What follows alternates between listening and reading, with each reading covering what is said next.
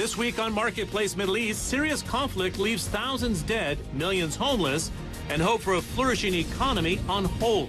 We speak to the head of one of Syria's opposition parties about the road ahead. Plus, as bombs fall upon the largest city in Syria, Aleppo's World Heritage Sites are under threat of losing centuries' worth of precious history. It's been a year and a half since clashes began in Syria. Protests against President Bashar al-Assad and the continuing military crackdown have seen more than 40,000 people killed and have left an economy in tatters. It's a far cry from over a year ago when, for some, investing in Syria seemed like a good idea.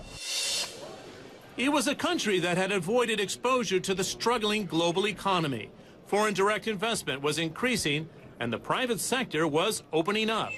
With a domestic consumer market of around 20 million people virtually untapped, Syria was seen as a hot market for many countries in the region.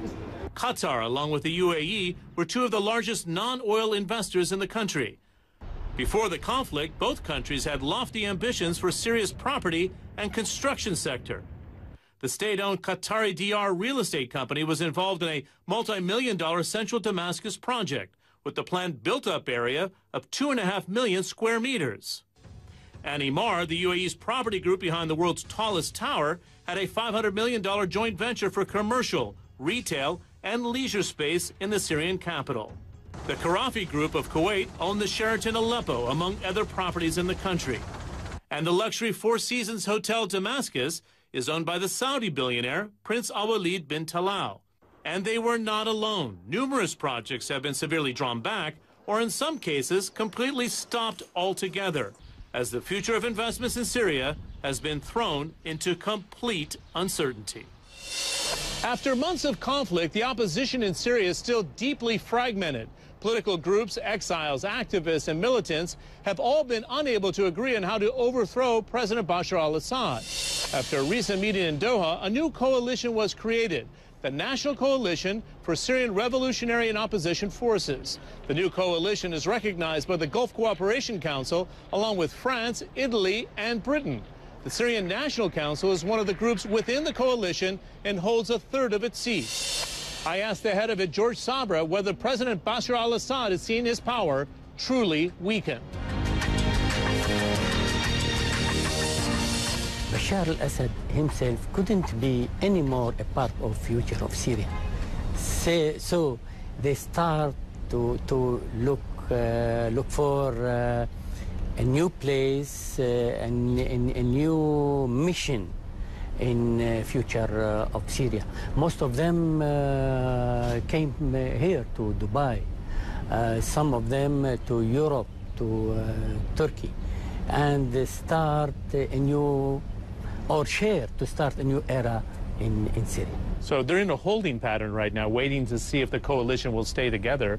What is the most convincing argument you can make that this new coalition, which you're now part of, can stay glued together? If international community support the coalition and make him able to help people inside Syria, to provide humanitarian aid, to provide weapons, to defend themselves, that means the coalition will win the game. Do you have the support, do you think, of the key players here in the region, Saudi Arabia, Qatar, and Turkey, yes, along with the UAE, the UK recognition now, the French recognition to get you the arms that you need and the supplies that you need? Yes, we did right now, but it's not enough.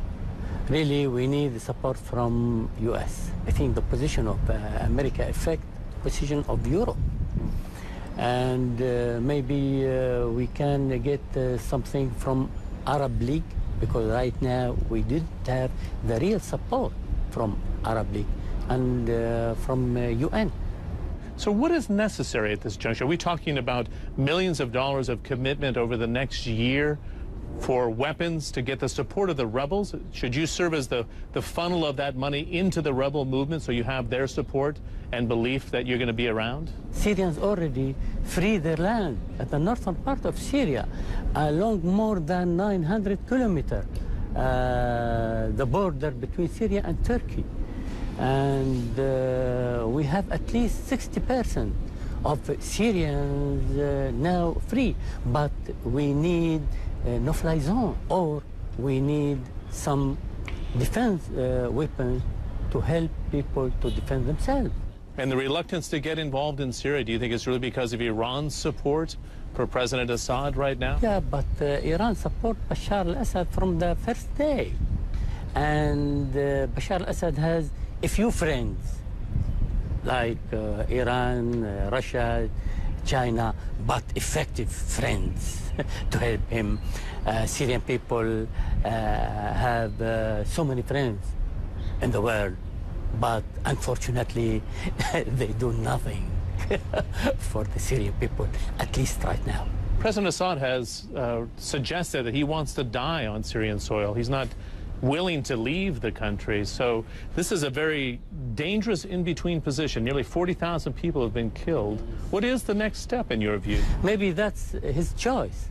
But for me, I want to see him in front of a court to face the justice, to face the eyes of Syrian people, and to be in prison.